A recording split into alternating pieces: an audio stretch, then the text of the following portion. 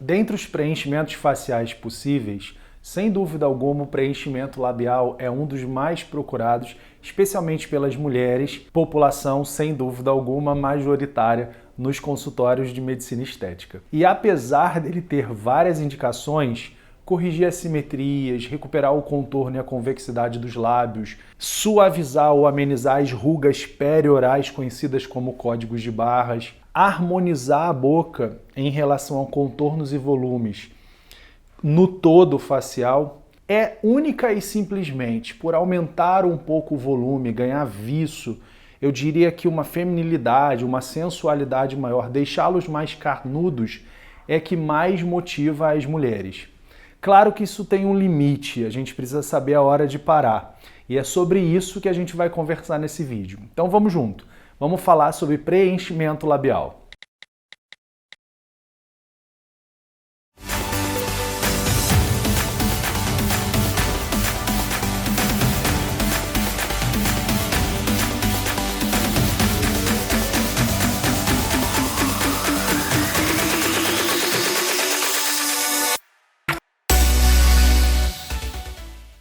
De todos os preenchedores possíveis, sem dúvida alguma, os géis de ácido hialurônico são os preenchedores de predileção.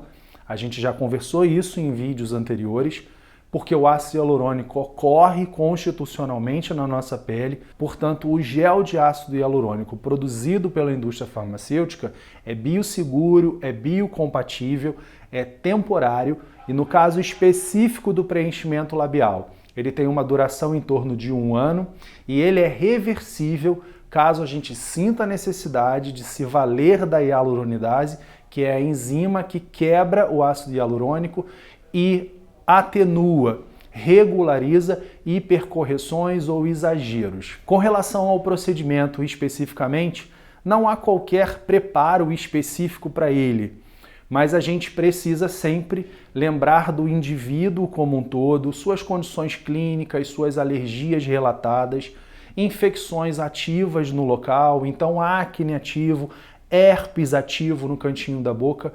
contraindicam naquele momento o procedimento. E aí o médico precisa regularizar, equilibrar, compensar esses quadros clínicos, de modo que, uma vez resolvidos, aí sim o preenchimento pode acontecer.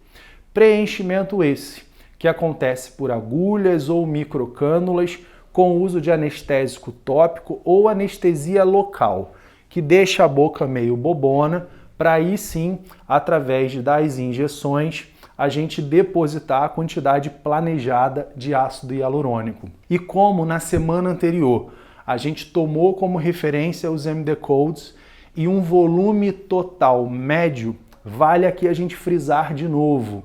Há uma estimativa de em torno de 1,5 ml para um preenchimento labial bem sucedido.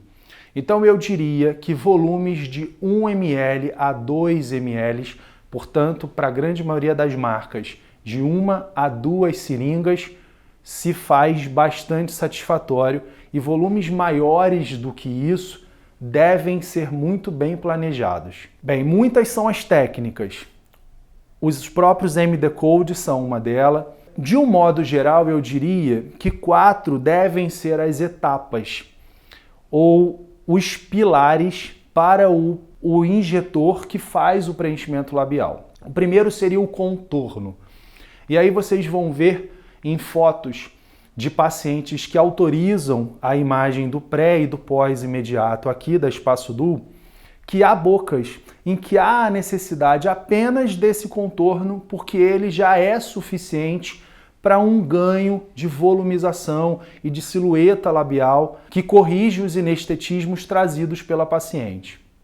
Em outras pacientes, mais do que apenas a gente se basear no pilar do contorno, a gente precisa também trabalhar a forma e aí dar ao vermelhão da boca mais convexidade, um pouco mais de volume, como vocês podem acompanhar em alguns casos também da clínica.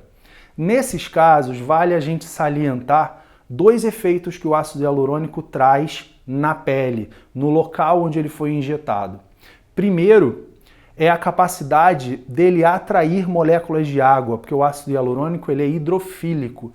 Então, tecidos que recebem o ácido hialurônico quase sempre tornam-se tecidos muito hidratados. E essa região ganha um viço, um brilho bonito. Uma outra característica interessante de médio e longo prazo é a neocolagênese, é o estímulo para a produção de novas fibras colágenas, além do remodelamento das fibras colágenas existentes. Portanto, tecidos preenchidos tornam-se tecidos mais sustentados, mais firmes, mais jovens por ganharem essas características. Terceiro pilar importante, elevação das comissuras, do cantinho da boca, que com o tempo tende a cair. Isso entra no contexto do preenchimento labial e precisa ser considerado, especialmente em pacientes de idade mais avançada. E a sustentação, porque não adianta só a gente pensar no cantinho da boca especificamente sem elevá-lo. A gente estaria aí quase que trabalhando as rugas de marionete junto, mas a gente precisa considerar, em casos de idades mais avançadas, a trabalhar essa região como sendo também importante para o preenchimento labial. E por isso, inclusive, a gente considerar em alguns casos o uso de volumes maiores. Como essa é uma região muito vascularizada, os microtraumas trazidos pela agulha ou as microcânulas podem trazer muito edema. Edema, inchaço que se resolve nos primeiros 2 a 3 dias. A gente diz, na verdade, que o resultado bonito ele se apresenta em torno de 2 semanas, período que inclusive deve coincidir com a revisão pós-procedimento. E aí, a duração desse procedimento, que vai ser de cerca de 1 ano, para análise da harmonia do que se conseguiu de volume e de contorno desse lábio com relação ao todo, sempre considerar essa relação, a gente quer harmonia sempre, e lembrar ao paciente que por conta de movimentos repetidos de mastigação, de fala, a gente deve ter aí uma duração desse preenchimento de cerca de 1 ano. Então é isso, pessoal. Se é o teu caso, uma boca mais fininha, uma boca invertida, que a gente fala, com o vermelhão da boca que parece que está morrendo, está indo embora, está entrando, cantinho de boca que não para de descer, está deixando a boquinha mais triste, pense no preenchimento labial como um procedimento que pode vir a recuperar aí a beleza plástica, não só dos lábios, mas da região perioral e dar a você autoestima através de uma beleza facial recuperada. Até a próxima!